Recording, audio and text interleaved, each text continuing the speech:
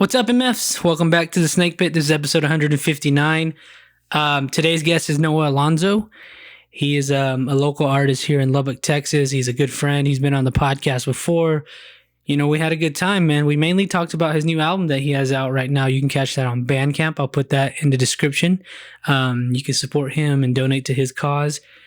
And he kind of just talked about his whole process. I thought it was really interesting. It was really motivational for me and for, I would assume, for you guys too. We had Swagadelic step in for Jen. She wasn't there this time. Hella soft.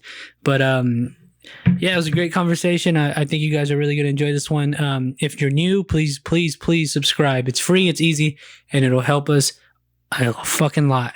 Also, we have a Patreon, $3 tier and a $5 tier. You can support there. We have long sleeve Snake Pit shirts. You can buy them $25. I have hats coming out. So, man, we're really getting the ball rolling here. And if not, you can just follow us too. Follow the Snake Pit account on all social medias. You'll be able to find that there. And I hope you guys enjoy this one. Thank you. And we'll see you guys next time. Yeah, I'm not really a drinker. Yeah, you should have brought some other stuff. But we're here, Noah. Thanks for being here. Thank you for having me. I know we're on a tight schedule this time. We got to get you out of here soon. Nah, you're good. I'm happy to be here. I'm excited. I came last time. I didn't have a mic. You didn't have a mic last time. That was crazy. And, I was sitting in that seat right there. Yeah, and the I audio. didn't have a mic, and they were picking. They got bits and pieces of me. Yeah, and the audio on that one fucking sucks. So Dude, sorry, Jimmy. It's all good. Shout out to Private Place. Jimothy. We'll get him back on here soon. Dude, Hopefully, he has been killing it lately. You know about the stuff he's been doing? No, tell me about it. He's been doing these big catering events. He did a house party, like big like event at like, you know, they got those new developments. You know where like Woodrow Road is at, like way out there. Yeah. They got like the nice houses out there. Those are the best of the best in Lubbock. Yeah, I'm serving at a big party out there. Did a tailgate for some folks. I saw that. I was going to tell you that he's real good. Is your roommate? He's my roommate and he's my best friend. He my like whole caters life. Yeah. and stuff, and he was at a tailgate. I was going to tell you about that. Oh, Yeah. nice. Yeah, he's doing like smash burgers. Uh-huh. Oh, dude, it's stellar. So good. you're a chef, a cook? Not me, my roommate. your He's been roommate. His roommate, Plates by James, right? yeah. He came on the podcast and he was sitting there, but it was a big fuck up. Gotcha. You had some technical difficulties. Yeah. Yeah. Hey, it's all right. Poor Jamantha. Jim Bellina. So this setup is a little different too. We have Swagadelic on Jen the Hen spot. What's up, you she guys? again? Well, by the time this comes out, Fools and Goals have already been done. So we have Bradley over there. I think I'm gonna keep him over there. I like it. He's on the whatever you call it. So Noah. The ones and twos. Yeah, there you go. Noah, Jamie. again, thanks for being here. Yeah, I'm happy to be here. Tell me, what's up, man? How's the music? You just released an album, right? Yeah, in March. So that was. Oh, man. I thought you said you already like just did it. I mean, it feels like I just did it. I mean, it's only like, it's like 6 months ago, I guess now, or maybe almost like 7 months. But you know, it's still. I don't know. That was like such like an intense process, you know, because that for me that was like my thesis too. It's like I had to do that to finish my master's degree. Oh, so shit. like it was really intense because like it was a thing for me where like it's not just it was beyond me just like working on a creative project, you know, because it's like there's deadlines on it. You got like multiple. So it felt a lot different. Well, I mean. It did, but like not necessarily all in a bad way because like I had multiple professors like on me, like helping me, but also like, hey, like this date comes, like that's like your deadline, like for this or like all this different stuff, you know. It like keeps you honest, you know. Like for me, I think it was really positive because I think that sometimes when you get stuck in like a creative endeavor, like anything, right, like painting or like. You know, like film or like I don't know, anything creative. Like sometimes like being on that time limit, like it kind of forces you to be creative. Like one in that like you got to like pick something and like go with it. Yeah. You know, because like you're like you've got limited time. You don't have time to be thinking about like, oh well, what if like could like improve this? Like what if we could do this better? Like what if I can try this out? Like no, like you got to pick something. You got to stick with it, and you got to like you know go with it 100%. Like you don't have time to like. Fuck around and be like, oh, like, well, maybe there's something out there. And I think that applies with like so many things, you know, like, I don't know, like the one big example that I always think of, yeah, you know, that band Tool, like, do you know that they were working on their last album that came out? I think it was like 2018 or like 19. They were working on that album for like 12 plus years. 12 like that's like, and then what was it, Maynard, the lead singer, he came out and he was like, bro, I thought that album was done in like 2012. Like, like I can't even imagine like messing around with it that much. And then like all the fans came out and they were like, we don't like it. Yeah. Well, it's like, yeah, because you spent so much time like messing with it. It probably was like so good, like even 7 years before you released it. So like for me, it really was like a good change of pace in that like I just had to I had to go with my gut. I had to be like really honest with like my ideas, and just like I was like, okay, I've got this much time, like this many weeks, so like do it, and that's how long I've got to like perfect it, and like I got to go with it. Do you think it was your best work? I think that it was like very close. I think that there are a couple things on there, maybe like some songs, or maybe even just like some aspects of some songs that like I do think now, like looking back, like retrospectively, I think maybe I would have done it differently. But I think that, a lot of artists do that too with their work, where like you kind of grow as an artist, like you like learn different influences, and like you see different things that like influence you a certain way. And then, that'll like retroactively make you think like, oh, like, well, what if I would have done that with this, like with this older project? What if I would have tried it? Like, I wonder how that would have turned out. But yeah, that's part of the process, right? Yeah, definitely. You feel like it's almost like you're working on this thing, it's your baby, and then you give birth to it. But in order for you to actually evolve as an artist, you have to give birth to it. You can't hold on to it. You just got to put it out there. Yeah. Love it or hate it. Exactly. Yeah, I totally agree with that. And that's why sometimes, I always see like when Kanye, is like doing like, he'll do a lot of things where like he'll do like remaster or like remix, like he did, that was a big thing with Life of Pablo. He had like multiple versions of like all the songs, and it was like changing them. Okay. Even with Donda, he had like those 3 shows, remember? And then like it was all the same tracks, but they like for each show, like they sounded a little different. Like for me, it's just like you were saying, like, you just gotta like pick it, like, you gotta be, you gotta have confidence in it. You gotta like just put it out there. And then I think one of the big beliefs that I have is like when you put like something creative out there, like for the whole world to see, like it's not really yours anymore. Yeah. And like what I mean by that is like specifically is that like the album that I put out like back in March, it was like very personal to me, in that like I made that album a lot about like my experience like with quarantine and like with COVID and like how that started, and those like emotions that like revolved around that. But I've had people who listened to it and didn't even like read like the little like bio or like about it on the website, and they're like, oh, this reminds me of like this song, or like this makes me think of this thing.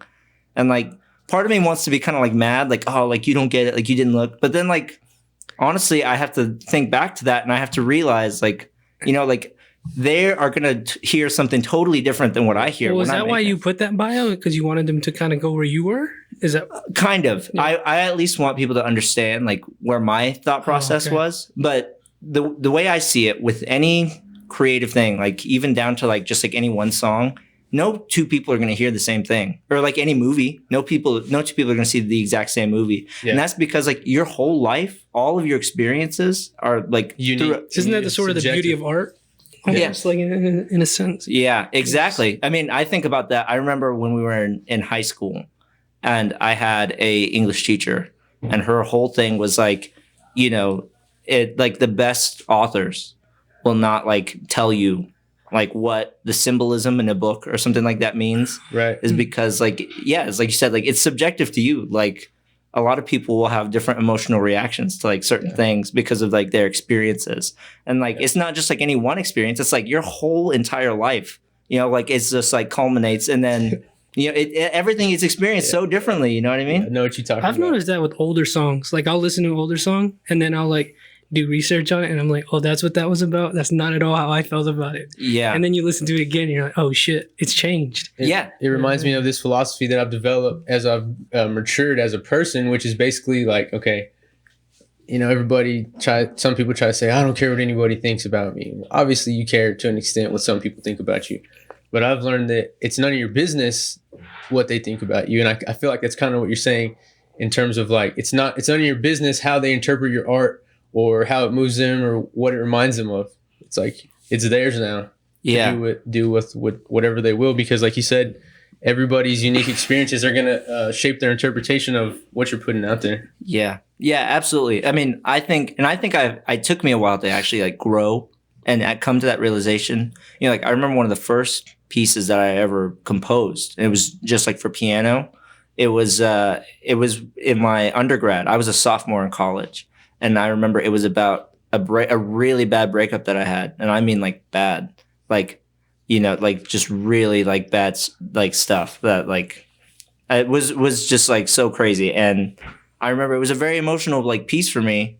And I remember this guy that was like in my class with me, he was like, "Oh man, like that sounded like the Interstellar soundtrack. Like, oh, it sounded like space. It was so cool." And I was like angry. I mean, I didn't tell him, but you know what I mean? Cause I was in my head, I was like, like, you know, I wanted like that raw emotion. Like, you know, that was such a painful time in my life, you know, and like, you know, he totally missed that. He was like, "Oh, it's so cool. Like, oh, it sounds so like space. Like it sounds like a movie soundtrack." And I'm like, "Oh, like you missed it." But that's like not the emotion that you were trying to elicit. Yeah, but you know, like I was saying, you know, now that I've kind of grown, like I realize, like, you know, he didn't have that experience, right? You know, or you know, maybe he did, or maybe some people don't have experiences like that, and like, you know, it's tough for them to see it fully from that perspective, you know, and like it's you know, you can try and empathize with people, but like you're never gonna have the exact same experience in life as like someone else.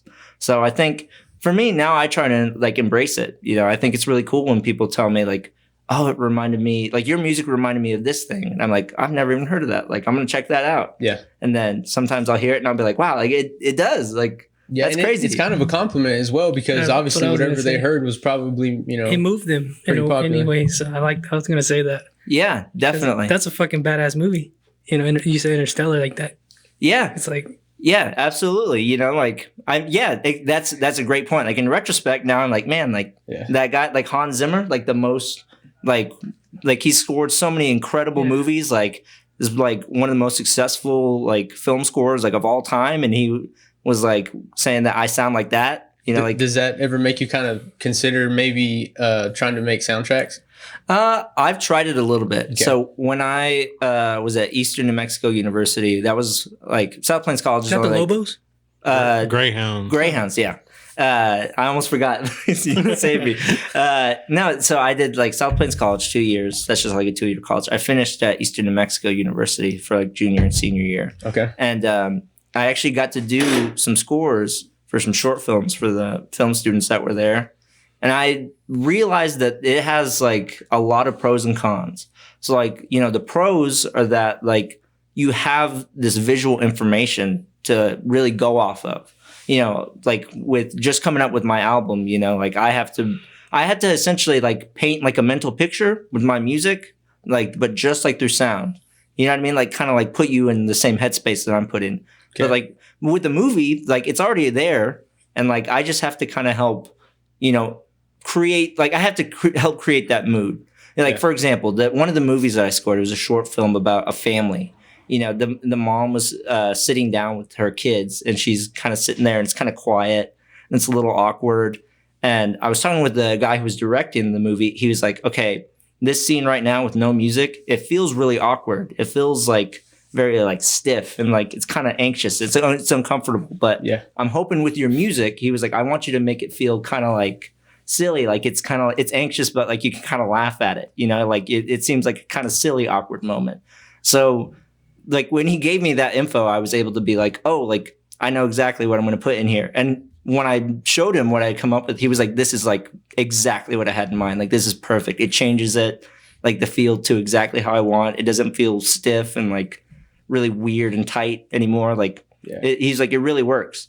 But then like the flip side of that is that it's not really like fully my project. And one thing like as an artist, like, you know, that I've always been so used to is like just working on like something that's just like fully my vision, you know? It's really liberating, and it's really great to have like full control, you know what I mean? Like just to be able to like solely put like exactly what you see, or like exactly what you want to like hear, like if it's music, like just put it like out there.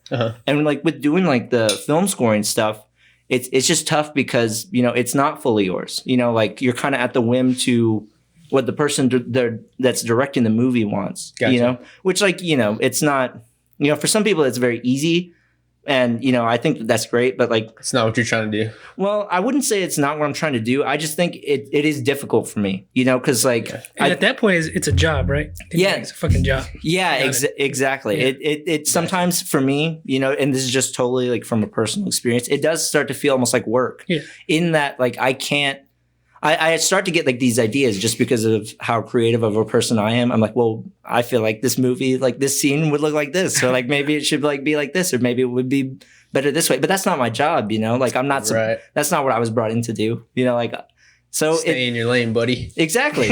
You know, and I struggle with that too. yeah, and it's tough in that sense. So you know, I think that like there's benefits and then there's stuff that kind of makes it tough, but. You know, I will say that the times that I did it, I did really enjoy it. Sounds fun. No, it is Even a just lot to of fun. like be in that room, I would just love to watch it happen. Yeah, it is definitely fun, and I think that there is such a great feeling when you can like show your stuff to like the director or to other people, and they're like, oh, like this fits perfectly. Who did the score for you?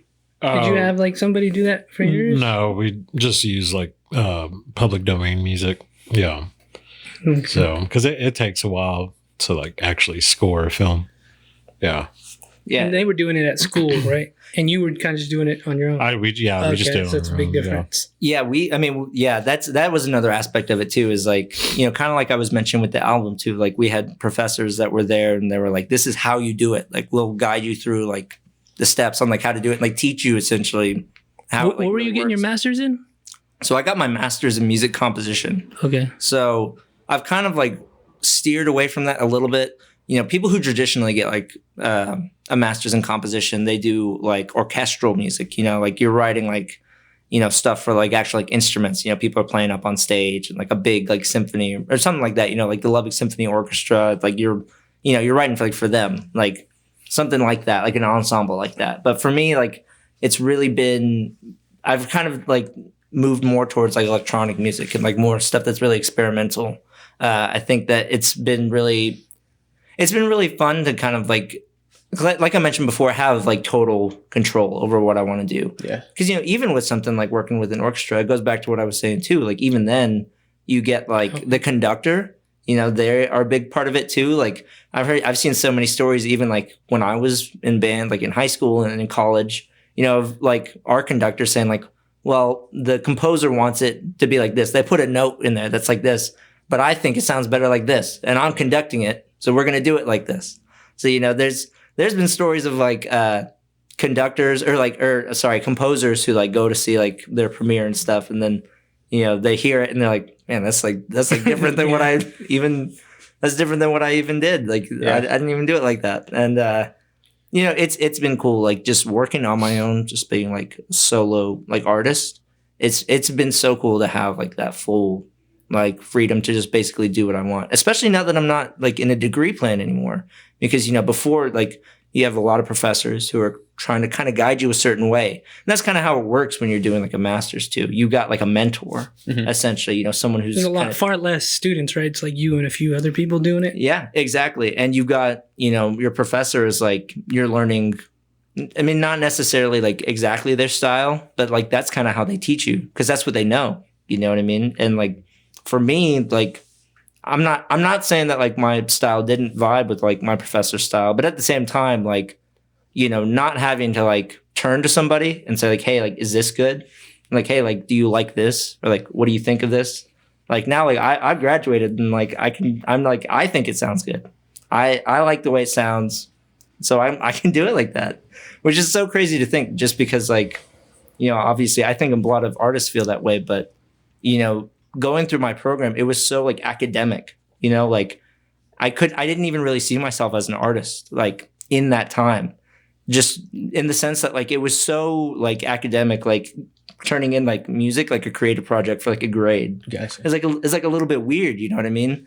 Cause like, it's something that I'm trying to do like creatively. Just out of passion. Yeah. Just out of pure self-expression. Yeah, exactly. And then like, you know, we're taking it to like a lesson to like, Right. you know, take it apart. Yeah, like, to adapt. Yeah, to like do it from like a music theory standpoint or something like that. You know what I mean? Like, it's tough, you know. It was definitely like a weird. From start to finish, how long did you have to do it? So I had my last year of my master's. So basically like a full like school year. It's like 2 semesters pretty much. The first semester that I was working on it, I was actually like just testing out like a bunch of tracks. I was like recording a whole bunch of music. I tried out all these different ideas. And then by the end of the semester, I kind of like boiled it down. I had picked like a couple that I had worked on. So there were some that were like previous like stuff that I'd been working on throughout that semester. But then I was like, okay, I've got a really good idea of like stuff I want to record, how it's going to sound. And then I just like recorded it. And I was like, okay, like this is the way the album's going to sound. And then for the rest of the semester, I worked on both like mixing and like mastering, which is just like a whole, I mean, you can get a whole degree on that just like all on its own. It was like a lot of work. But then I also worked on the physical release because like I released the album on cassette, which was, Oh shit! yeah, which was like another really big like learning experience for it. Like, and that was part of the conditions of the thesis. 'Cause, you know, I think they were pretty keen on like, yeah, like it's cool that you can like just do an album, but like I think adding the physical element of like, okay, like you have to come up with packaging. Like there's so many aspects I didn't realize. You got to come up with the packaging. You got to learn how to use Adobe Illustrator to like design like the actual packaging. Like you got to like learn how to like record music to cassette tapes. Like that's like a whole process on its own too. And like you learned all the ins and outs, huh? Well, yeah, I mean, and you know that's essentially part of like. Did they pick the cassette for you, or did you pick that as the one to do? No, so I picked it. So okay. it kind of goes. It was kind of like partially like a cool like trendy thing where I was thinking to myself like, oh, like I think that people will see it and they'll think it's like a cool item. Like maybe they'll want to buy it. Cool. I couldn't afford vinyl. You know, like vinyl is actually super expensive to get like your stuff recorded on there. Like it's a pretty high price to like do it well. Like, you know, a few $1,000s like at the lowest. So that was like that was totally out of the range. But then it was only like a couple $100 to buy the cassette tapes. And then Texas Tech already had a like one of those cassette decks, like a professional machine that like records the audio to your cassette tapes. So, you know, I was like, this seems great. Like I'm going to try it with that. But it was definitely something that added to like the project in that, you know, they were really wanting something that was like really like fully encompassing rather than just like me recording music and releasing it. Uh-huh. You know, I think the physical aspect of it really made it feel like a real product. You know, it made it seem like a real professional product. And I think in the graduate school's eyes, you know, because they're the ones who ultimately give your thesis a like thumbs up or a thumbs down. You know, they were like, oh man, like this is like a full, like that's like a lot of work, you know, like you're really like doing, like it goes beyond just the music, you know? Mm-hmm. Yeah, I got to learn how to be like a graphic designer now. And like, now I've got to like, you know, learn how to like mix all the music and master all the music. And like, I got to learn how to put all the cassettes together. And I got to like learn like the ins and outs of like packaging, you know, because they all look like, I had to make them all like real nice, like wrap them all up. And it was like a whole process. So I think once we incorporated all that, then, you know, we got like the go ahead of like, okay, like, man, like this is like a full project. Like, yeah, like let's do it. And, you know, thankfully it all worked out. You know, there was definitely like some snags that I had. I remember we had a photo shoot for the cover, and I had set up some meetings with a model who was a friend of mine, and then a photographer who was also a friend of mine. And I remember we were supposed to have a meeting just to square everything away a week before the photo shoot. And then like it was just radio silence from the photographer, like just nothing. And then I think it was maybe 2 or 3 days before we had the shoot that I just had to like make a call. I hadn't heard anything from him at all. And I was like, all right, well, like I have to take the reins. Like this is like my project we're talking about. I'm just not going to like not do it.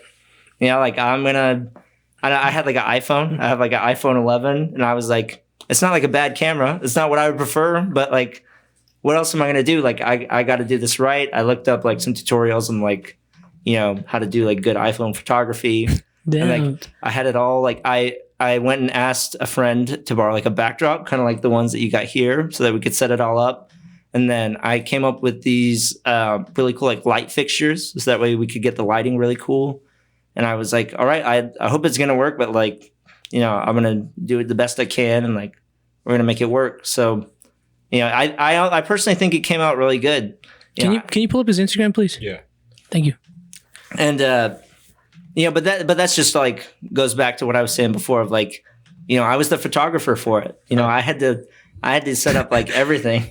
It's right there on the Yeah, it's a classic example of doing what you can with what you got. Yeah. And you prove a lot to yourself, and you grow a lot as an artist every single time, man. There's the cassette. It's getting out of your comfort zone.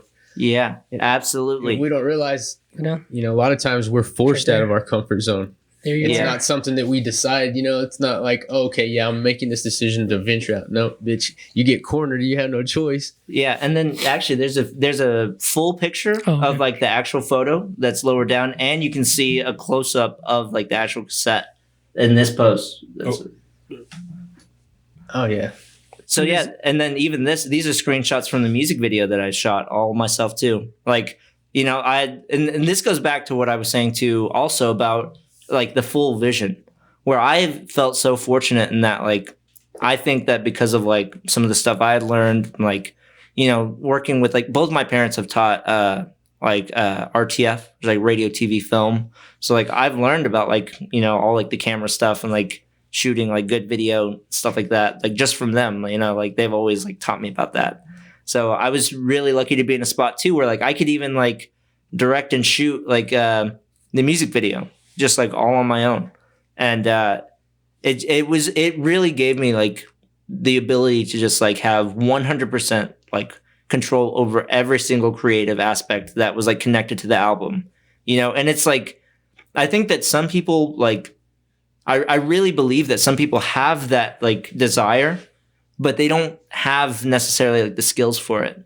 Like you have a good idea of like what you think maybe like a music video could look like. But, if a lot of people are smart enough to know, like, I can't like shoot good video, like I can't, shoot like a really nice looking music video. So like you bring in some people to help, and like, you get someone to help you, and like, it kind of becomes like a combination. Somewhere along the way, your idea gets diluted. Yeah, a little bit. And, I think some people are more okay with that than others. But like, I think for me, ideally, like I want to show like my full vision to people. I want people to see like exactly what I see in my head. And like, or That's how I feel about this. Do what? That's how I feel about this. Oh, yeah. I understand. Like, I kind of don't want nobody to like. That's my choice. I'm very selfish in that sense. I'm like, I don't want nobody's input, man. I'm like, please let me do it. Yeah, and I think that word is tricky about it too, selfish. And like, I struggle with that too. And that I would kind of convince myself. I was like, man, like maybe this is like a little selfish, like a little bit. But I realized that at some point that like it wasn't selfish, because like I wanted my art to be the best that it could be. And like, it wasn't coming from a point of like selfishness.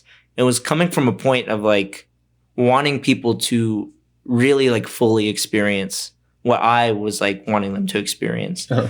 I've had like some of the folks who have bought the album, like I've told them, like, like I mentioned before, like some people have said like, oh, like it reminded me of this other thing, or like it kind of made me feel, or it made me think of this other album or this other thing that I know about. But like the few people, and it was only a few, but the few people who like told me like, man, like I was there. I felt like what you were feeling. Like I could feel like the sadness that you were feeling, but I could also feel like the happiness, and like those emotions like really spoke to me. And I feel like I really understand exactly like what you were going through, like, with those experiences, what you wrote about.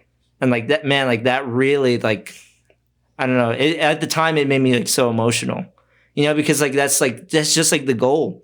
That's the goal that I had. It made it all worth it for you. Yeah, and like even like one person, you know what I mean? Like you get this feeling of like, man, like even one person like that could like feel that and get like feel like touched by that, and like really feel like something was like speaking to them.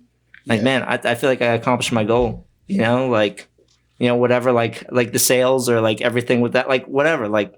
I was able to like really speak to someone. Do you ever feel like that's really difficult because of how out of touch people are these days? I that's a really great question. I think that it can be sometimes, and that I think it depends on kind of what I'm trying to convey at certain points. For example, I talked about that piano piece that I did, like the very first one I ever did.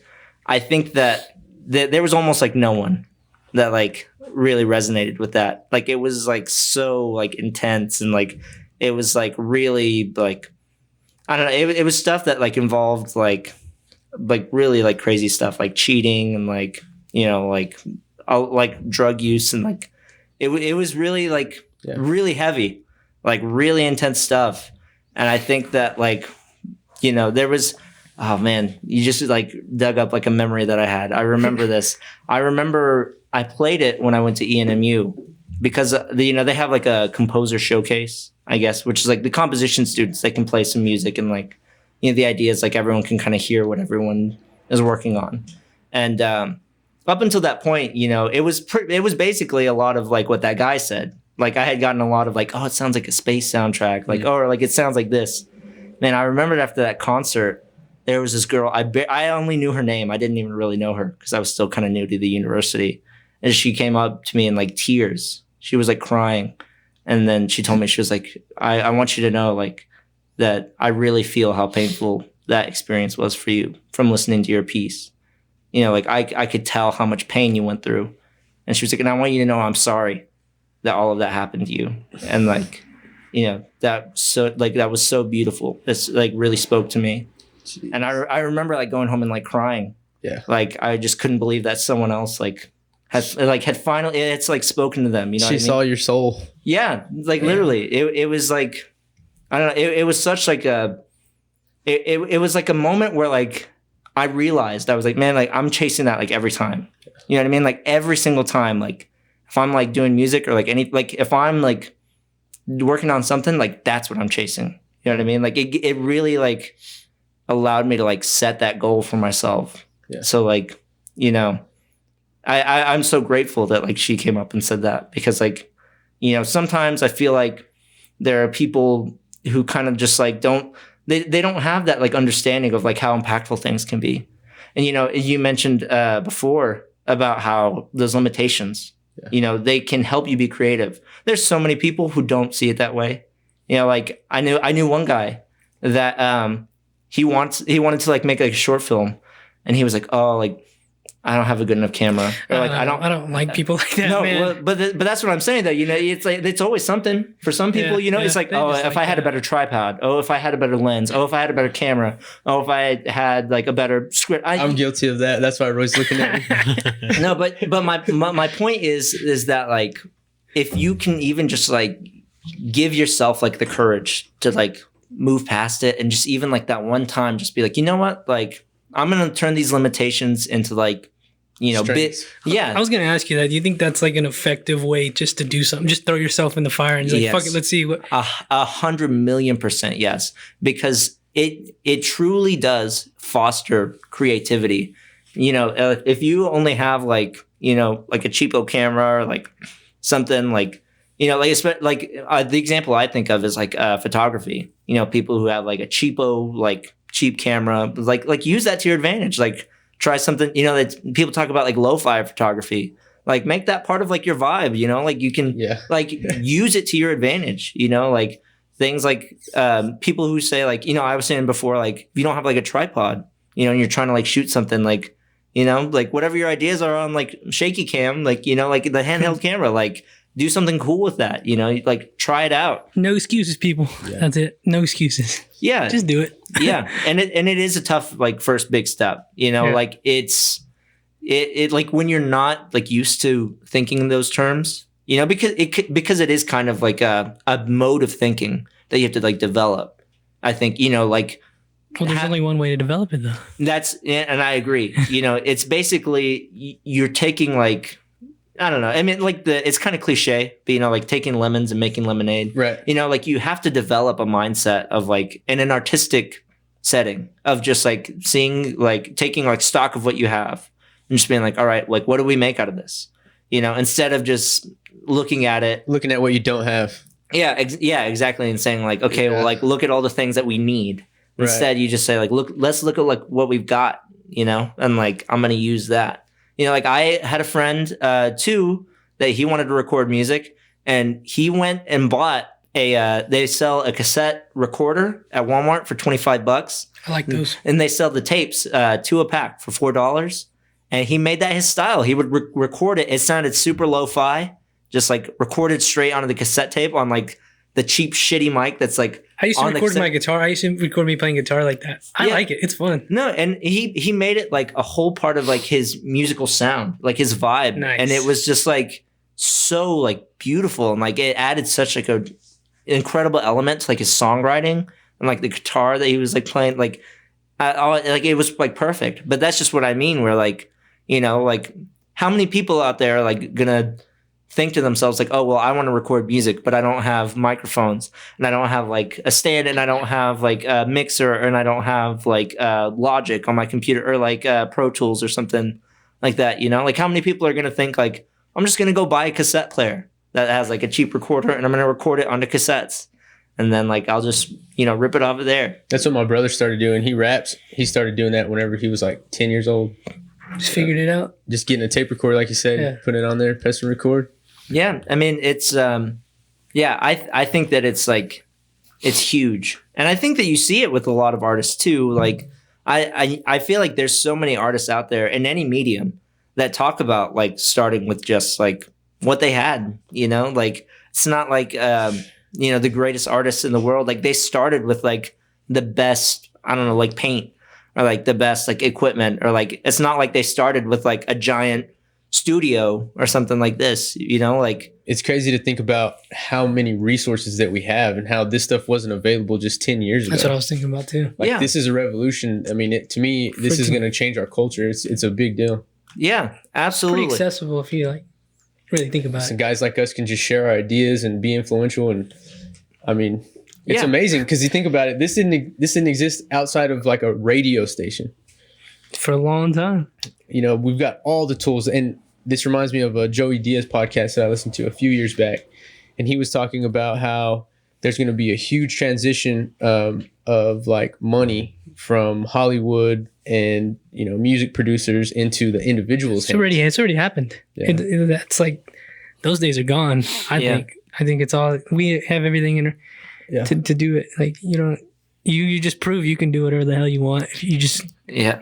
you got the will, I think. Yeah, I mean, I think about one other big example for me is like, I remember people were clowning on, do you remember that kid Mason Ramsey? It was the kid, he was like singing that country song in Oh, yeah. Walmart. The yodeler. Yeah, do you remember that? The And Walmart like yodeler. he started as a meme that he was just like, someone took like some dumb video of him yodeling like in a Walmart. And now he's a recording artist. Do you know what I mean? Now Like he's a millionaire. Like he didn't like, Dude, the Cash Me Outside girl. All these characters. You know what I'm talking about? That's yeah, on Dr. exactly. Phil. Yeah. Oh, It's Bad Barbie, crazy. whatever the fuck it is. Oh yeah, no, those are two like huge examples for me. I mean, like not only because like we've been talking about, did they not have like the equipment, but they also had like basically like the public against them. Like that That's poor true. kid. I That's true. think about him like being a meme. Like online, people were like making fun of him, like Well, he still clowning kinda him. is a meme a little bit. And, like in a way, Yeah. but like you know what I mean, like people like just see him as like it's just funny. Like he rose above even that. You know what I mean? He was like, no, like I want to like record music, and like now he's like a recording artist, like recording music out there, and like I just think that's like so. That's so massive for me. Do you ever feel like maybe it's just us being force fed shitty stuff? Because they can take anybody and just like prop them up and turn them into a superstar. And it's like, what choice do we have but to digest it? I mean, us, obviously, we probably are very, guided and about what we take in. But the masses, dude, they're just. I mean, I feel like that's always going to be there, I feel like. And I think that for me, I accept that there is like that, you can have both. And they can exist separately. I remember, okay, I think a good example of that is like, I remember going with a friend. I convinced her to go see that movie, The Green Knight. with me. Remember, yeah, And remember talking about that. Yeah, I convinced her. She really wanted to go see that movie that was out at the time, Jungle Cruise. And Oh my gosh. you know, I was like, like, Is you that know, with The Rock? Can you- yeah, the one Okay, with The Rock, yeah. And I was like, come on, like, let's just go see, like, try it, like, just like, you know, see if you're into it. And she was like, I was surprised. She was like, all right, like, you know, let's try it. Like, I might be into it. And yeah, that's And Emily Blunt. Yep, that's the movie. And I convinced her to go see The Green Knight. And I remember I loved that movie. I thought it was really like thought provoking. I thought it was shot really well. I thought it was a really good It movie. was amazing. And she told me afterwards, she was like, that movie made zero sense whatsoever. Like So that there's movie. two types of people. Huh? Yes. But I remember having a conversation with her. I was like trying to explain to her like some of the themes and like what I thought about it. And she was like, no, that doesn't make any sense. To me. Like I don't even know. Yeah, but you know, I had to realize too, like in the same thing, I'm like, you know, like I can go watch The Green Knight, and then like she can go watch Jungle Cruise, but like they're both like going to be there. And I think that I've come to terms with that. That's just kind of how art is going to be. You know, like people who want to listen to like music that is just kind of very like, I don't know. It's just very cookie cutter. You know, it sounds like it's not like super creative. You know, it's pretty basic. Like that's fine. Like, you know, there's people who like want to hear that. They like that. And then like they're like the artists that I like to listen to, and they're going to still make music. And they have an audience. Sometimes I feel like it's the people who don't do drugs and the people who do. Oh my! Hey, I don't do drugs, and I like that movie a lot. Do you by chance know who Daniel Johnston is? Yeah, I do. I do know Daniel Johnston. He's a high hour, you guy, right? Yeah, he's the high hour. Like, He plays the fiddle. well, it's crazy because when you were talking about limitations, it's crazy to look into his story because, you know, when he grew up, of course, in Texas. This is him when he's older, though. But I thought he was dead. he did die. Oh, okay. He died like a year ago. But the way he did it was he had the album "Hi, How Are You," and he was big on playing piano. But when he moved, he couldn't bring his piano, so he had the little tiny keyboard, and he would just record off the tape recorder. And he would give people his Aren't those tapes really valuable right now? Yeah, They're super fucking valuable, right? But the thing about it is at that time when he was this is the album Hi, How Are You? Pretty iconic now. But the thing is, he would always if he wanted to give them to more people, and if he was about to run out, he would just record that entire album like from start to finish. Wow. Yeah. No, that's like pretty extreme. But I mean, that's but you know, Wasn't he kind of crazy though? Like, he was a little mentally he was schizophrenic. unstable. So Oh, really? yeah. But at the same time, I mean, that's dedication for sure, for sure. Like, you know, like I'm just gonna record it like every time, and then someone tells you about like, you know, that they make like dubbing machines where you can just like copy it, and then you're like, what? Like I didn't have to record the album every time. That's what happens whenever you're not chasing pussy. You can sit there and record a whole album, dude. You think that's what it is? I don't think he was getting too many girls. I don't know. He probably was later on after he became famous. He did after a while, but Maybe after a so. while he was in the mental hospital for a little I mean, because didn't Kurt Cobain kind of make him famous a little bit? Well, Daniel Johnston, he actually got on MTV kind of on accident and talked about it. And he talked about his album, and then he was on Richard Linklater's first movie, and where he's like promoting his album, and then what's it called? Hold on, sorry. So the thing about him is, Kurt Cobain. The shirt, right? Yeah, it's the shirt. He wore this at the MTV Movie Awards, and people kind of wanted to find out who he was, and that's kind of how he became big. Pretty much when you think of like indie music, what indie music is today, pretty much he was like the OG. He was probably like the king of, like, without him, we wouldn't have like the hipster sounding music now. Huh. Yeah, I mean, I think about that a lot too, and I think you're absolutely right. You know, like the term that a lot of people use now is, or what I hear a lot now is like bedroom pop. You know, like that artist Clairo. Have you ever heard of Clairo? No, he please look that up for me.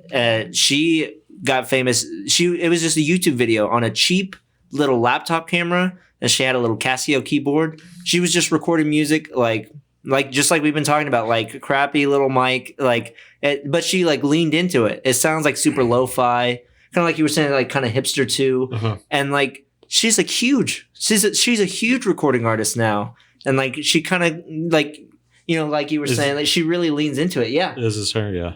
and man, I just think like, yeah, you're absolutely right. You know, Daniel Johnson. It was even tougher back then because, you know, you couldn't just like get like GarageBand on your laptop. Like, man, like you had to get like this, you know, cheap analog equipment that was just like, you know, like all this like stuff, and like you had to record on it, like, and you know, not like now, like even now, like, you know, GarageBand comes on like any like MacBook or whatever that you get, and like, you know, It's like stock on your phone, isn't it? On iPhones? yeah, you can do that on your phone too. Like, you know, it's but you know, this goes back to even the conversation we were saying, like, just like you said, like how many resources like that people don't even realize they have. You know, like you got a way to do it, and like, you know, you can get it accomplished, like if you really like put your mind to it. I didn't think this podcast was going to be very motivational, but it has been for me anyways. I'm just telling you guys. Oh, definitely. I've been saying this anyways, like, because I started on my phone. Like, just fucking don't. I don't think you should. There's no limitation. I don't think there's any excuses anymore. Well, I'll say this too, and I think that Money, but this is the idea that I have about it is like you can't compare yourself like so much to like the people who are at the very, very top, because then you get discouraged. And there's actually scientific data on this, and what they scientifically call it is the gap. So, you know, for someone who's any type of like art form, anything, you know, like your skills are kind of like on like a line, you know, it kind of goes up, like you get better and better. But the idea, like scientifically, is that you begin to realize what good art in your medium is faster than your skills go up. So, you know, like for me, like for music, you know, like I was like in college, like learning about all these like great musicians, all of like this stuff, you know, like I was like figuring out like, oh, like this is like the tippy top, like these are the greatest composers, these are like my favorite artists, they're doing all this like crazy stuff, like all this like super expensive equipment, and like here I am, like I barely even know like how to execute like the most basic like types of like things, and like, and you get this gap, right? So like my knowledge of like what is really great art or like music or like a film or something is like up here, you know, but my abilities to create it are like still down here, you know, and it takes a little while for them to like catch up and eventually get there. So you got this gap, you know, that's what scientists call the gap in there. And that's where people get discouraged, and that's where they quit. And that's where a lot of people, they think like, well, I'm never going to be like that. I can't do anything like as good as, you know, even like you were mentioning, like for this podcast, for example, you know, like if you just constantly compared your podcast solely to like any of them, you know, like the ones with the big studios, like Joe Rogan or anybody, you know, like you could easily like get discouraged of like, man, like I don't have all that equipment. I don't have that studio. I don't have like the cool lights. I don't have cool sponsorships. I don't have cool, like the most famous guests in the world. Like, you know what I mean? Like it's like somebody could like be in that gap and just be like, like, you know, I don't have that. What so, I do to turn that around, I mean, because I do fall into that too, but I'm like, I want that. Yeah. What am I going to do to get that? Yeah. That's where I like try to turn it around. I'm like, I got to figure out the steps to get there. Yeah. I can't say, well, fuck, will they have it or I don't have it. Yeah. How the fuck am I going to get there? And That's exactly what I like to do. And I think that, you know, for me, the big thing, like, you know, I guess as long as we're staying on like the motivational type of path. No, I hope so. But like for me is setting small goals. I've realized that's literally like probably 75, 80% of it is setting small goals instead of setting like big goals. You know, like for music, for me, like if my only goal, right, as a musician was like win a Grammy, you know what I mean? Like if that is the only goal I have, like I'm not going to experience what I would like consider success until I do that. So I'm going to feel like a failure until that happens. You know, I'm just going to constantly feel like I'm failing and failing. Whereas if I set small goals, right, to release an album, right, like relatively, it's kind of a small goal. I did it. I feel successful. I feel I accomplished something. Like I crossed that goal off my list. Like now my goal's like, and that's going to be your stepping stone to get to the next one. Exactly. And you set these small goals that eventually, if like when you have your sights set high, eventually like these small goals lead up to a bigger goal. You have a way to measure your success. Does that make sense? Like, Absolutely. And I think that was so huge in my undergrad. I didn't like understand that at all. Like I wanted to be like my favorite composer, his name is Philip Glass. I love his music, and like he's super influential in like film scores. He's scored a lot of like really like cool movies. What is he? Can you look it up? And like he Is it not showing? Yeah. I just was asking. Yeah, he like I wanted to like be him. I wanted to make music like him, and I was like, I just remember I hit this wall of like I was saying, I was like, man, I can't do it. I was like, I can't do it. Like I don't know how to do it. Like I want to, but like I can't. And then I had to like learn this way of like, well, first, like I should probably learn like music theory. I should be learning like my music theory classes. First, I need to write like a piece. Okay, like now I'm gonna write a piece for like these instruments. Like I'm gonna write a piece for a new instrument. Something I've never tried before, and I'm gonna learn how to do that. And you create these baby steps until like now, like I feel like I have an understanding of his style. Like I've come such a long way. I've got like a master's degree in music that like I have this understanding. Like I think that I could convincingly write a piece like similar to how Philip Glass writes music. Nice. You know what I mean? And it's like, I got there by like creating these like small steps for myself that like along the way, I felt like so many instances of like success, and I could like measure like, man, like I learned this. Like I remember learning how to write for like piano. And then I remember I learned how to write a piece for like cello. And then like I took an orchestration class. I learned how to write a piece for a whole orchestra. I took like a class all like learning about like 20th century harmony and like all these like crazy like advanced things that like eventually it all built up like and culminated to where like, man, like I could do it now. Can you look at what movies he's composed, please? So your perspective on this whole process of you learning basically how to overcome the psychological hurdles that go with being an artist. Yeah. Would you say that's a result of you just looking back and kind of hindsight's 2020, or were you researching self-help or psychology and that kind of thing along the way? I think that honestly, I have to say like a big part of it was my professors. Like for me, like the college experience, I think for the most part, I think the part that it was most helpful for me was in things like that. Like those, I guess like kind of like motivational things or like a way to like view things. Because, I don't think, maybe it's a secret, but in my opinion, it's probably not. A lot of the stuff that you can learn in college, like, is out there. There's resources out there. You know what I mean? Like, people who want to make a movie, like, you can, like, check out books. YouTube University, baby. That, or like, you can check out books, or like, you can get, like, same with music, like, you don't have to go, like, anyone listening to this podcast, you literally, for everything that I know and I learned in college, you do not have to go to college to, like, learn it. But, like, there's benefits. You have professors who give you their insight and their experience, and they tell you about the mistakes they made so that you won't make them. And they tell you about things that like they wish they would have known and that are going to be helpful to you.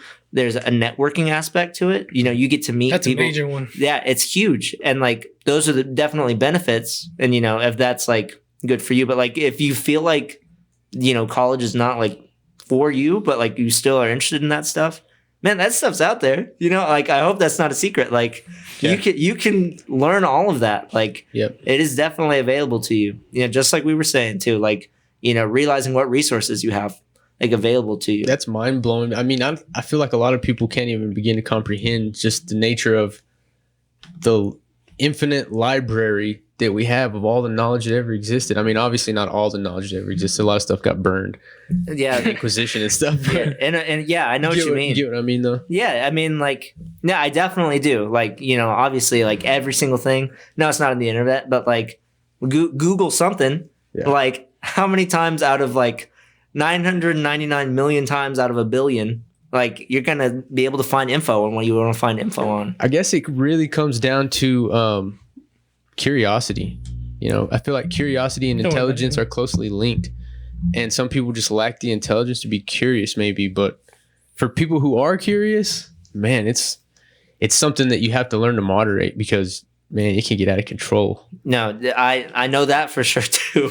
Man, like there's certain things that like I don't know. For me, the worst for that is like long like YouTube like documentaries on just like some random bullshit that I'm just like, oh maybe I do want to know how pencil erasers are made. Like I'll watch this 2-hour video, like the history of like something. That's what gets me because I watch stupid shit. Like I'll not even lie. Like I just like to watch the lore of like different films, and I'll just go down that path, and I'm like, oh fuck, I could have been doing this more productively today, but I'm tired. Now I'm going to bed. Dude, the ones that I got on recently because me and my roommates started watching The Sopranos. We'd never seen it before. Love that show. What's his name? You probably know the name of that guy on YouTube. He was like the former mob boss, and he breaks down like famous mafia movies. Do you know what videos I'm talking about? I know who you're talking about. I can't think of his name. I don't remember his name either, but like those are like half-hour long movies that I'm just like, I got to watch this. I got to see what his perspective is. You talking about Michael Franchise? Yeah. No, I get like sucked in on those stuff like that. Oh man, I'll like waste hours. Like, Things have changed, man. You can literally just select exactly what it is you want to see, and that's a new thing. How old are you now? I'm 25. 25. Okay, I'm 31, so we're pretty close in age. My favorite TV shows. If you wanted to watch The Simpsons or that '70s show, you had to be sitting down at 5:30 when that shit came on. Yeah. And now I sort of kind of missed that. That was kind of binge fun. culture. Well, yeah, I mean I feel like that's like on a Friday night Nickelodeon show, you're like, I gotta be at the TV or I'm gonna miss it. You didn't even get to record. People don't even understand. Like I remember when like we got a DVR. Oh my gosh, the DVRs was big deal. I remember that for sure. Yeah. Oh, man, that was so crazy. Do you ever feel like television and just like technology and the act of passively sitting in front of a screen? Do you ever feel bad that that's such a big part of our culture? I think that definitely has pros and cons. I'm trying to make a living doing that kind of stuff. I don't know. This is like, different. it's bad for you. Don't listen to podcasts. That's not what I meant. No, I just mean like television mostly. Like people spend hours watching TV. I think that it kind of depends on intent. I think that maybe there are people who they just put on like I don't know, like Judge Judy or something. They just have it on and they're just like background noise. And they just like are just watching like whatever and like. Is that to escape? It's like escapism, right? I feel like I treat it like, I do it too. I'm not saying I have it figured out, but I treat it like a treat. Like I'm like, okay, I'm gonna be productive today. Yeah. And when I'm done doing what I need to do, I'm like, I like that. TV, yeah, and I just watch whatever. Like then I don't feel bad about watching whatever. That's a great. But it is a slippery slope because then you just like. Because you can use that as a tool too. It just depends on how you use it. I mean, just like the internet. If you sit there and watch, if you're looking up tabloids and shit and looking like what's Kim Kardashian doing today, it's gonna or Instagram model booty pics. So but if you use it to your advantage, like hell, there was one day I was on YouTube and I was watching this this lecture that happened at Stanford University about psychology. It just depends on how you use it. That's where the curiosity just like trying to figure it out. I definitely agree with you guys because that's kind of how I manage it myself. But I feel like admitting that we all have an addiction to technology, specifically our phones, is a healthy place to start because I don't know, it just feels like the disconnectedness that I referred to earlier. I feel like it's a direct result of us just being so enthralled in the digital world. Yeah, no, that's a huge thing too. I remember hearing all about that. Like, we are in a time now where like we've gotten to the point as like humans, we're literally trapped by it. Where like almost everything is like on your phone. Yeah. Like there's like you can't even imagine not having a smartphone now. Mm-mm. And with how many things like in life, like people tell you like, oh, like sign up on your phone real quick, or like just pull out your phone, or like you have so many things that are like essential to your life, like on your phone. Like you can't get away from it now. Right. But you have to have it, Like there's no other option. And like, I agree. Like sometimes I feel trapped. And like, that's not even mentioning like the negative aspects of like social media and stuff. Yeah. Like, every once in a while I have to just do like a purge. I'll be like, you know what, I'm deleting them. Yeah. I got to get off them. And man, like that first maybe like 5-6 days or maybe like week, I'm just like, I'm like, man, I wonder what I'm missing out on. Like people talk about like FOMO, like fear of missing out. Yeah. And you're just like, I'm so disconnected. I don't know what's going on. I don't know what's happening. But man, after that, for me, like personally, like after that, like first week, usually, I'm just like, man, like, what am I even worried about? Like, who cares? Like, who gives a shit? Like, I'm out here doing like my own shit. Like, I'm focused on me. Like, I'm not even thinking about it anymore. Like, I don't care. And then like, the worst part about it though is like all those apps are like built in now. Like, if I ever do that, it's like 3 emails a day from like Twitter or like Instagram of like, hey, like you haven't been on in a while. Like you should come and check out like what this person is saying. Or, like, and I'm like, oh my gosh, like I can't even get away from it when I'm trying to. That's what sucks about it. It's weaponized. It's literally weaponized, and they're trying to break up your attention. Yeah, and monetize from your. They're trying to monetize. Basically, I guess they're selling your info to the advertising companies. Marketing. Pretty much, yeah. Sucks. Anyway, let's change the subject. I bring that up too much. Sorry. Well, I was gonna say, do you think we had to take this L for like your daughters? So hey, you need to stay off that shit. Who, me? No, like our generation kind of had to take this L. Where like we spent too much time on our phones, and then like you got little kids now, and you're like, maybe you shouldn't spend so much fucking time on. Go enjoy real life. Yeah, I mean, I just feel like it should at least be mentioned that there's a huge imbalance, because remember how I told you, imagine if there was a drug that was just completely socially acceptable for anyone of any age to consume at any time. And that's what our phones are, dude. You know, I was actually thinking about that, like with Steve Jobs when he invented the iPhone. Like, just like, did he have this idea and think like this is going to be a product that we are we're not looking at the phone, but like we're looking at what's on screen.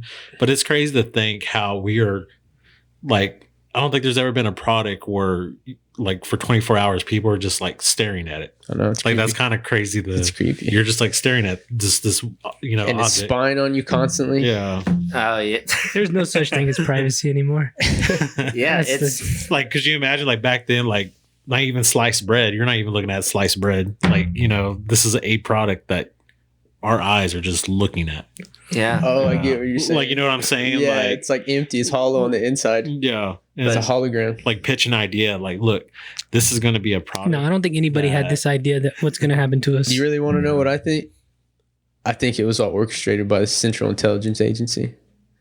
But anyway. It's all China, man. I'm curious. How much do you think that's like, do you know about the phenomenon of like every like older generation, like no matter what a younger generation than them like does, they will always like you critique it and like judge it and say it's bad. Like, do you know about that? Well, hell, look at, I get what you mean. Like in the 1950s, it was all about comic books. Comic books. I think about like Elvis. Yeah. Parents were like, Elvis, dude, there's articles from like the turn of the century, like the 1900s, like 1908 or like 09. Uh-huh. There's like articles that people wrote where they were complaining about kids, and they had just started like publishing like personal magazines. So you could like kids could buy like a science magazine or like something that was like their interests. And there's an article in like a newspaper about someone complaining like kids like at the dinner table, like the nuclear family like is ruined because at the dinner table kids are reading these like magazines all the time. Humans have and like really changed, man.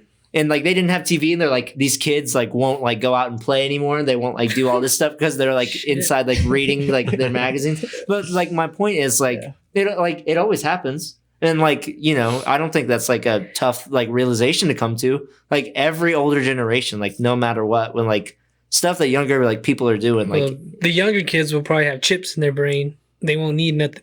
They'll probably be like, why did they have a phone? We have it all right here. Neuralink. Yeah, Neuralink. That's like probably what it'll be. It's like how our parents get mad at us already for, saying, I know. And it's like, imagine us raising our kids and you tell them something. They're like, I know, Dad. Like, I got it all right here. Yeah, it's all right. Yeah, I think that's what the future will be probably. Yeah, we went from grandpa being able to tell you whatever the fuck, and you just had to take it as scripture, 20 years ago, it's like whatever they said, it was the truth. Yeah. And now we're like, hold on, let me Google that shit.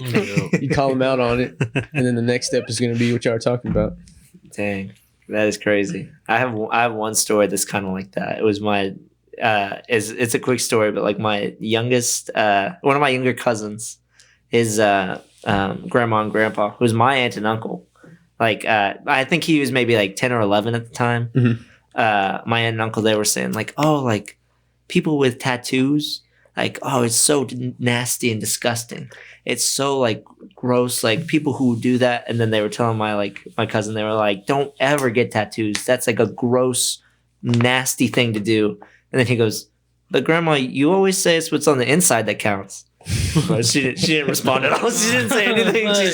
She just stopped talking. Like, but you know what I mean? It's like, I don't know. I remember when that happened, I was like, man, like these kids, like, you know, you feed them like contradictory messages. Exactly. Like they're not dumb.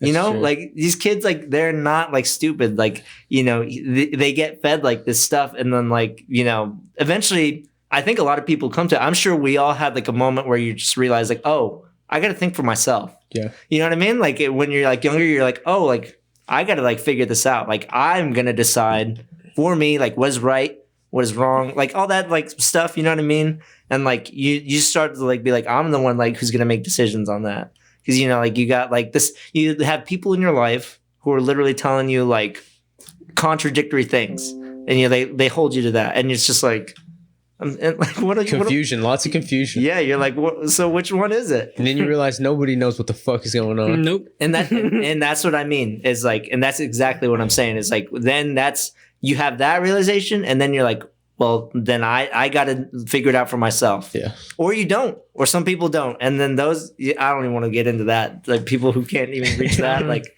Yeah. crazy. No, for sure. It's a beautiful time to be alive, though. It really is. It's a wonderful time. Yeah. It's no better time ever. I don't. Yeah, I mean, people are more peaceful than ever. They could try to. I don't watch the news. I don't keep up with any media at this point. Like you were saying, I'm on a social media fast right now, and it's nice being unplugged. I need to do that. I'm kind of unplugged. I'll probably do that in November. So I've been trading in cryptocurrency for a little while. Nothing too major, but just kind of fucking around. And the past week, this crypto I've been trading, it's called Shiba Inu. It's gone up 800% in a week. Damn. I was telling Roy to buy some, but anybody listening, go buy some SHIB. I've been told to buy Bitcoin Coinbase. when it was pennies on the dollar. Yeah. Ethereum, how do you say that? Ethereum. When it was pennies on in this one. So I don't even get into that because Do it. I don't know. I YOLO'd in. I got to learn more about it. I remember I watched someone on Twitter the other day. They tried to convince this lady that buying an NFT was a more secure investment than a house. Uh-huh. I was just like, man, I don't even know. Like, I can't even like begin to like say anything on that. I was just like, I just thought that was crazy. Are you familiar with Paul Punton? I don't think so. No. Didn't he go to ENMU? Eastern New Mexico? He might have. I don't remember. He went to Eastern New Mexico and he's in film. And Okay. I just wondered if you knew who he was. I couldn't remember if it was there or you. He's big on NFTs. Yeah. Like he's like, do it. No, I don't think I know him, but man, it's definitely. I definitely feel like that's one area for sure that I'm like I'm uninformed. I could stand to know more on that. Like it's definitely crazy to me. Like I have a little bit. I remember I know a little bit about like how blockchain like stuff works. Yeah. Like I remember I saw, just like I was saying earlier, watching like long videos on just like random stuff. Right. Yeah. Seeing like how that stuff works, but I don't know. It's still all like a lot of info that I feel like I don't even know anything about. So It's the future. That's a sign that it's still early. It's not too late to get in. Not too late. Telling you. So maybe I got to buy that. And the thing is too, like I didn't know what the fuck what I was doing. I didn't know what I was doing either. And I jumped in and I lost a few $1,000s, and I learned really fast what I was doing. You know, because a lot of people go in naive thinking that they're gonna get lucky because you hear all these stories about so and so buying this early and it, skyrocketing. Dang. And yeah, so I would say the first couple years I took some losses. And then just learning, basically, like there's some very basic things that you can understand, like watching the market cap and the volume and, what percentage is being bought, what's being sold. And I guess I kind of got lucky, but. It's Vegas, but more of a business, business-wise. Definitely Vegas. Yeah. It's the future, probably. I'll say this. I actually got to go, but I'll leave like this one story. that's like kind of related to that. Is that I had a friend who actually was a part of the Wall Street bets community, like before it blew up, before all that stuff, and he caught early wind of that, and he invested. Nice. And then he did not pull out at the peak. It's he invested man. and he lost because he held and he had the, I remember talking to him about it, and I was like, man, like, are you sure, like, you don't just want to like get out while you're up? And he was like, no, like, to the moon, like, it's just up and up and up. And then I remember exactly what it was. Do you remember the story? The day Robinhood was like, nope, like, we're freezing it. Yeah. Do you remember when the app Robinhood, they were like, no, we're totally freezing it. No one can like buy it at all, but you can only sell it. And it tanked. It like went straight down. Nobody could sell. Yeah. And, oh man. Because I think it went up to like 450, and now it's still like in the 200 range, but I don't think it's going to go back that high ever. I remember he put $200 in when it was $5 a share. And then at their peak, they got up to $350 a share.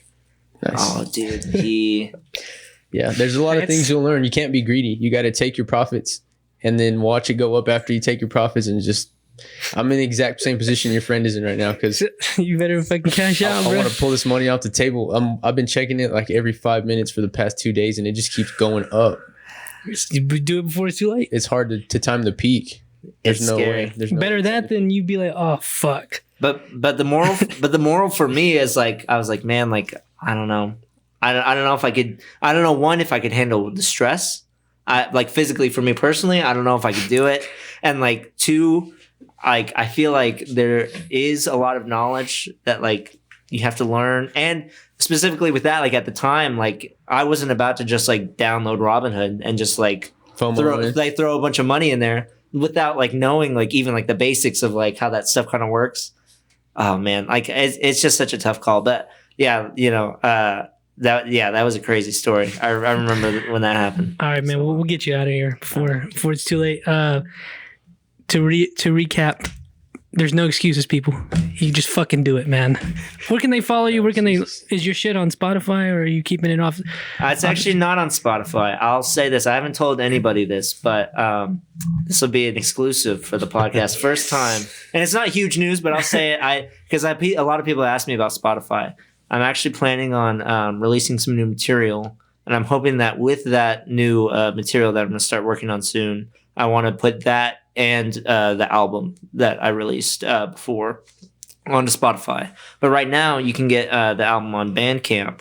So the link to get to my Bandcamp is my name, but you double each letter. So it's NNOOAAHH. We'll put that in the bio. You can send it to me, and we'll put it in the bio. Yeah, and then .bandcamp.com, and I'll send it to you. It'll be right here. Yeah, it's also on my Instagram. Oh, yeah. At Noah Alonzo is my Instagram. It's right in the bio.